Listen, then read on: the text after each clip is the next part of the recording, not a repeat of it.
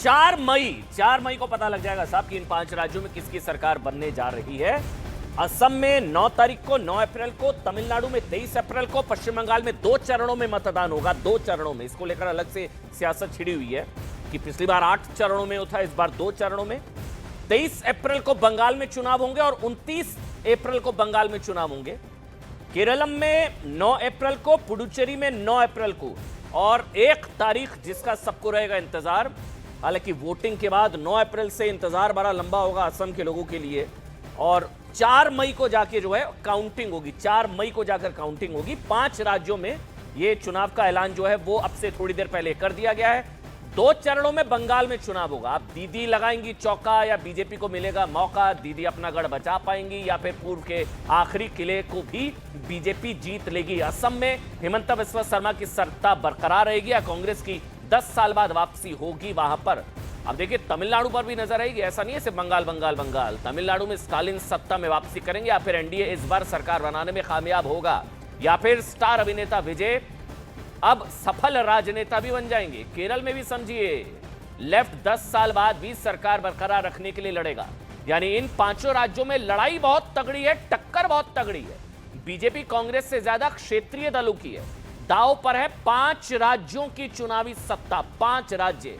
और ये बहुत इंपॉर्टेंट होगा क्योंकि फिर उसके बाद यूपी का चुनाव होगा। इन राज्यों के नतीजों का असर यूपी उत्तराखंड पर भी होगा। चुनाव तारीखों के ऐलान के साथ ही यह भी साफ तय होगा कि पूर्व का आखिरी किला जीतना ही बीजेपी का असली और आखिरी टारगेट होगा। देखिए बंगाल में बीते चुनाव में बीजेपी को लेकर बार बार कहा जा रहा है साहब कि 3 से 77 का सफर तय किया बीजेपी ने। 40%, 38-40% वोट शेयर, 77, 3 से 77। इस बार 148 का मैजिकल फिगर क्या क्रॉस कर पाएगी बीजेपी? ममता लगाएंगी चौका या बीजेपी को मिलेगा मौका? ममता बनर्जी भी तारीखों के ऐलान के आखिरी वक्त एक दाव उन्होंने चल दिया साहब। डीए सरकारी कर्मचारियों को लुभाने की कोशिश वो करती दिखी, और तारीखों के ऐलान के साथ ही मैं 1.25 घंटे पहले, इसको भी समझिएगा, तारीखों के ऐलान से मैं 1.25 घंटे पहले ममता बनर्जी ने कहा कि सरकारी कर्मचारियों को डीए मार्च 2026 से 2019 का मतलब जो डीए उनको मिलेगा रेट्रोस्पेक्टिव। अब इस फैसले से साफ है कि ममता बनर्जी चुनाव में कोई कोर कसर नहीं छोड़ना चाहती, क्योंकि वो जानती हैं कि सामने बीजेपी है। हमारे साथ शहजाद पूनावाला आपको नजर आ रहे हैं। शहजाद भाई बहुत बहुत स्वागत। और आपको सीटों में नजर आए ना आए लेकिन डिबेट्स में नजर आते हैं। विवेक श्रीवास्तव लेफ्ट से हैं। विवेक भाई बहुत बहुत स्वागत आपका।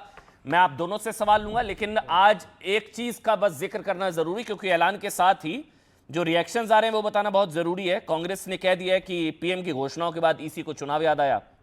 जयराम रमेश ने भी कह दिया कि एमसीसी जो है 2014 से मोदी का कैंपेन कोड बना है, मतलब चुनाव अधिकारी, चुनाव आयोग जो है वो सहयोगी की तरह काम कर रहा है।